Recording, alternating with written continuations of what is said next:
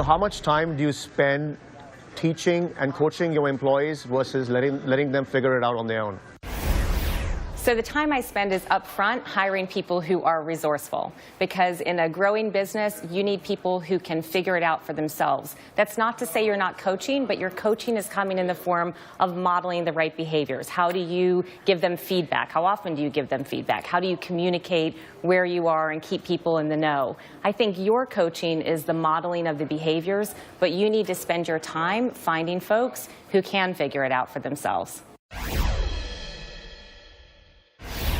We now have the top 2 tips you need to know to help you grow your business. Let's introduce our panel and get their advice.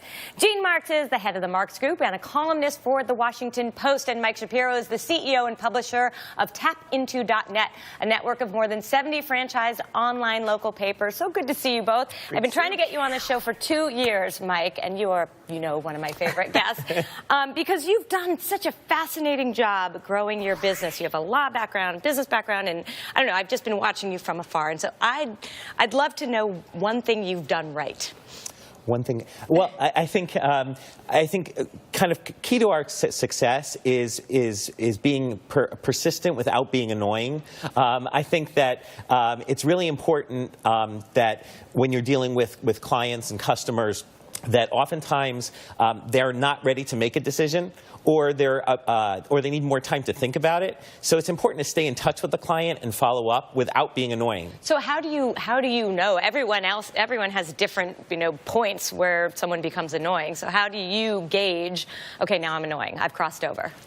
Well, I think if you're reaching out too frequently or too aggressively, then you cross the line. Then you become annoying, and you'll not only probably lose the sale, but you'll lose the whole relationship. And I think in any business, it's about relationships. Right. And I think that's how we've built this whole business, is based on relationships. So is it just a feeling you get? So this person I might reach out to every month, this person I reach out to once a year?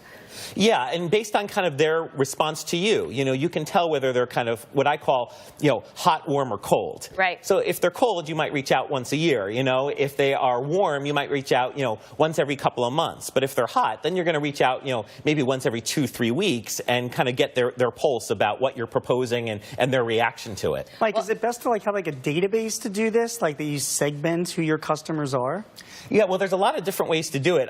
Some people like myself are old school, and you have like a paper planner where you actually write it down. Right. Other people keep spreadsheets and databases to kind of keep track of, okay, when should I reach out and touch that person again? I put it in my calendar. When I started Good Shop, there was one nonprofit who wouldn't work with us, and I really wanted to. It was a big national one. And I put something in my calendar every 6 months. So it would pop up and say, go reach out to them. And then after 3 years, they finally signed up with us. And sometimes it takes that long. Took 3 years. Yeah, exactly. All right, Gene, I know you're reaching out because I've been getting some emails from you recently that I know is just an email newsletter inviting me to something. So you're very good at this, and you're in sales. But what's something that you are doing well these days? Oh, my gosh. Well, one of the things that we have been talking about is health insurance, right? And so we've been advising our clients on some of the options that people have with health insurance nowadays. So that whole landscape has changed. And very complicated. It has become very, very complicated. So this year, and again, we're not going to get too political, but the Trump administration is going to be effective this year because it's passed conversations and commenting period, what's called association health plans. So an association health plan is for any employer.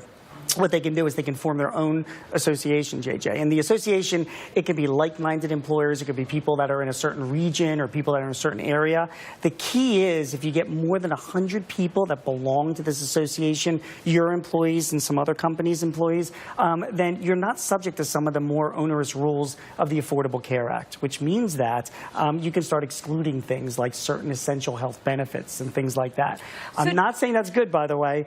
It's an option. It's just to know about. So do I need to make a relationship myself with other businesses, or are there brokers out there who are starting to put together these associations? So it's a great question. First of all, you can do it yourself. It's not like you have to join the National Plumbers Association and rely on them to do it.